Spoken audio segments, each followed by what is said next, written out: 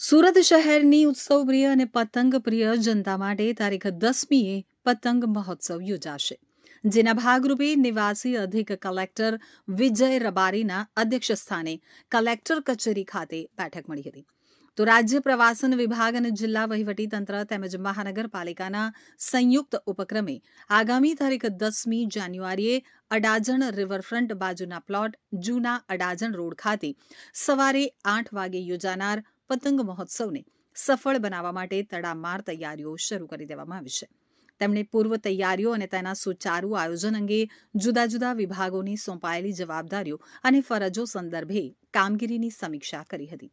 તો દેશ વિદેશના 94 જેટલા પતંગબાજો ભાગ લેશે, જેમાં Bahrain, Columbia, France, Germany, Poland જેવા દેશોના 45 તથા કર્ણાટક, મહારાષ્ટ્ર, પંજાબ, કેરળના 20 તથા ગુજરાતના 29 મળી કુલ 94 જેટલા પતંગબાજો અવનવા પતંગોના કરતબો માણવાના અવસરનો લાભ લેવાની શહેરીજનોને સોનેરી તક મળી રહેશે.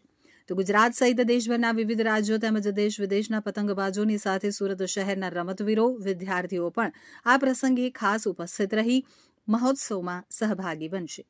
તો આ બેઠકમાં નાયબ કલેક્ટર પ્રોટોકોલ સિટી પ્રાંત સુરત નાયબ કલેક્ટર નેહાબેન પટેલ, મનપા અધિકારીઓ, પ્રવાસન અધિકારી, માર્ગ અને મકાન માહિતી સહિત સંબંધિત વિભાગના અમલીકરણ અધિકારીઓ ઉપસ્થિત રહ્યા હતા.